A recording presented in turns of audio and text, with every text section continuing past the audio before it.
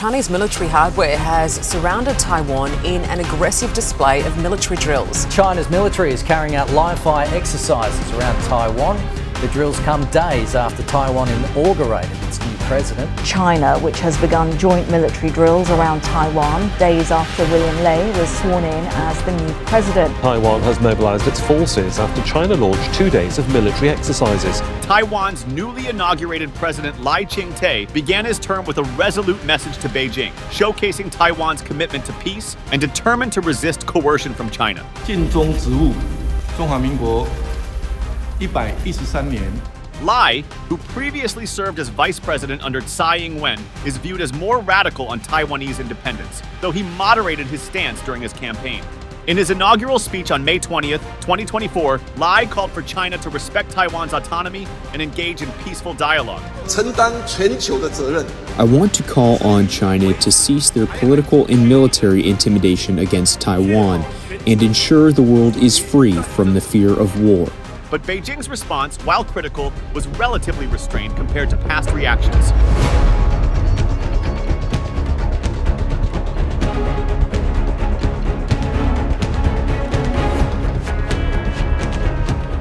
President Lai has stressed the importance of maintaining the status quo and urged China to respect Taiwan's choices, defending Taiwan against threats and infiltration attempts from China. He firmly rejected Beijing's claim that Taiwan is part of China and highlighted Taiwan's critical role in global economy, especially in the semiconductor manufacturing. Lai stressed Taiwan's influence on global economic development and prosperity. I hope that China will face the reality of the Republic of China's existence and engage in cooperation with the legal government chosen by Taiwan's people. A move seen as a direct challenge to China's long-standing One China principle. 展示了我们维护国家主权和领土完整、反对台独的坚强决心和强大能力。 International reactions were swift. Japan's Chief Cabinet Secretary Hayashi Yoshimasa reaffirmed the strong ties and shared values between Japan and Taiwan. U.S. Secretary of State Antony Blinken congratulated Lai and expressed Washington's eagerness to maintain peace and stability across the Taiwan Strait. The United States will not be provoked. We'll continue to do what we've done for a long time. We'll support cross-strait peace and stability and a free and open Indo-Pacific to enable friends in the region to make their own decisions, free from coercion. We will fly, sail, and operate wherever international law allows. We'll continue to conduct standard air and maritime transits through the Taiwan Strait. In contrast, China's Foreign Ministry spokesperson Wang Wenbin labeled Lai a separatist and reiterated that Taiwan's independence efforts are doomed to fail. 台独是死路一条。 Taiwan independence is a dead end. Condoning support for Taiwan independence is doomed to failure, and no external forces can stop the historical momentum of China's unification. According to Su Tzu-yun, a director at Taiwan's Institute for National Defense and Security Research, Lai's appeal for dialogue puts the onus on China to respond, while also signaling Taiwan's readiness to protect its security. Disorder in Taiwan's parliament proving a major hurdle for the island's new president, William Lai. Lawmakers brandished protest signs and engaged in rowdy argument. Domestically, Taiwan faced significant political contention with the opposition Kuomintang, KMT, holding legislative power and pushing measures to expand its influence. Large protests erupted against KMT-backed bills that would increase legislative authority and revive controversial judicial bodies, such as the Special Investigation Division. Protesters, including Lai supporters and civil society groups, feared political overreach and potential show trials, comparing these efforts to past movements advocating for democratic values. During these internal political tensions, Beijing is responding with military drills as a form of punishment for Lai's inauguration speech, announcing exercises on May 23, 2024, just 3 days after Lai took office. The Chinese People's Liberation Army, PLA, through its Eastern Theater Command, initiated joint military drills involving the Army, Navy, Air Force, and Rocket Force around Taiwan. 中国台湾93西线，这里是中国管辖海域。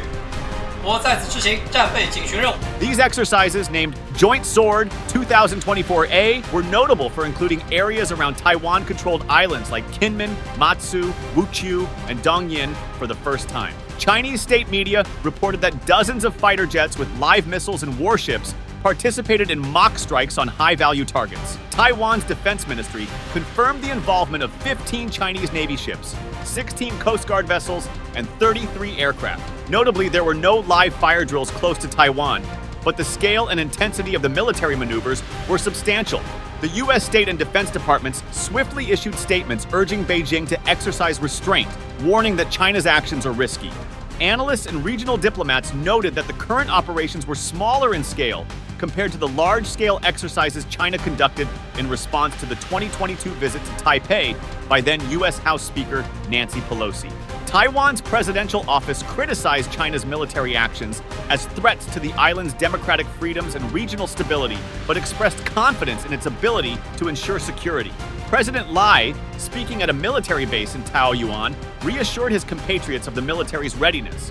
维护全体国人生命财产安全。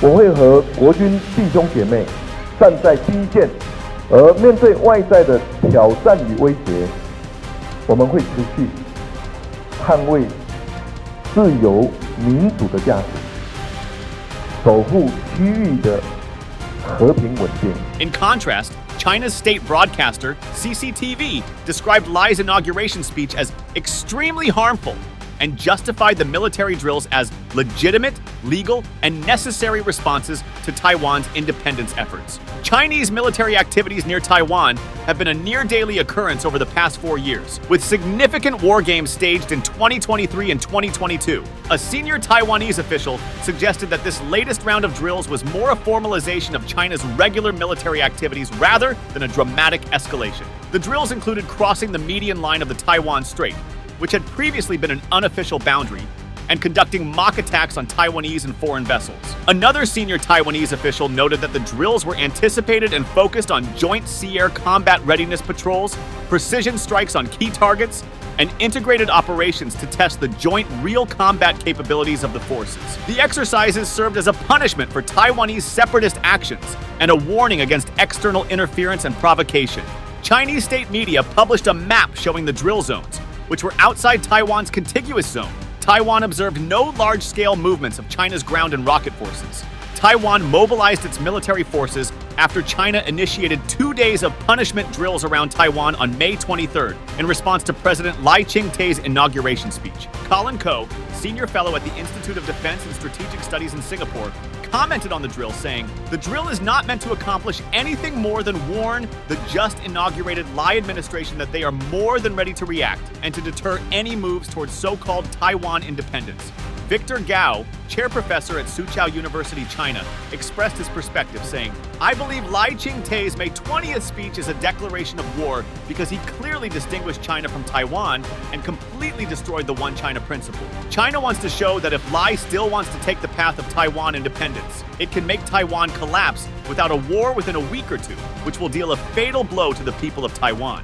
Yoshimasa Hayashi, Chief Cabinet Secretary of Japan, emphasized the importance of peace and stability in the Taiwan Strait, saying, "We hope for the issues over Taiwan to be resolved peacefully through dialogue. That has been our consistent position.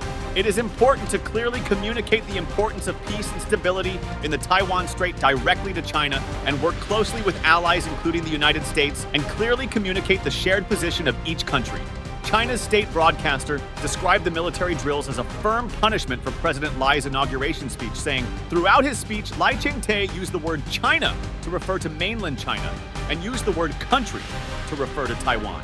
He promoted separatist fallacies such as the so-called sovereignty, independence, and non-subordination of the two sides of the Taiwan Strait." Taiwan's defense ministry criticized the military exercises, highlighting the negative impact on peace and stability in the Taiwan Strait, saying, "The launch of military exercises on this occasion not only does not contribute to the peace and stability of the Taiwan Strait, it also highlights China's militaristic mentality." Wu Xinbo, director of the Center for American Studies at Fudan University in Shanghai, discussed the implications of the drills, saying, "The drills encircling the island are giving Taiwan's new president, Lai Ching-te, a blow on the head in order to shock and awe Lai and Taiwan independence forces on the island. This is also certainly a blow to the U.S. This year's Joint Sword, 2024. Drills are very strong in intensity, showing that the mainland is willing to increase its deterrence towards Taiwan independence forces and strengthen its capability to mold the Taiwan Strait situation in response to the domestic changes in Taiwan. I believe that the shock and awe military drills from today onwards will be a routine occurrence." Lieutenant General Stephen Sklenka, Deputy Commander of the U.S. Indo-Pacific Command in Canberra, shared his thoughts on the normalization of China's actions, saying, "The normalization of abnormal actions, that's what's happening. Just because we expect that behavior doesn't mean we shouldn't condemn it. We need to condemn it publicly, and it needs to come from us, but it also needs to come from nations in the region. It is far more powerful when it comes from nations in this region. It is concerning, but I also believe in my heart of hearts that conflict between our two nations is not inevitable and it's not a foregone conclusion." Speaking of challenges, People's Republic of China represents a major challenge in many ways. They continue to pursue the largest peacetime military buildups since World War II, and they regularly engage in coercive behavior around the Indo-Pacific region. We've routinely witnessed dangerous behavior from the People's Liberation Army, the Chinese Coast Guard, and their maritime militia throughout the South and East China Seas. As Beijing, they look to exert their excessive, illegal, and revisionist maritime plan. In conclusion, Lai Ching-te's inauguration as Taiwan's president marked a significant moment in cross-strait relations, with his assertive stance on Taiwan's sovereignty and rejection of China's claims, setting a challenging tone for relations going forward. China's response through military exercises was seen as a firm rebuke to Lai's speech, showcasing its capability and willingness to use force to deter Taiwan's independence efforts. The international community responded swiftly, with Japan and the United States reaffirming their support for peace and stability in the Taiwan Strait, while also expressing concerns over China's actions. The future of cross-strait relations remains uncertain, with tensions likely to persist as both sides navigate their respective positions on Taiwan's status.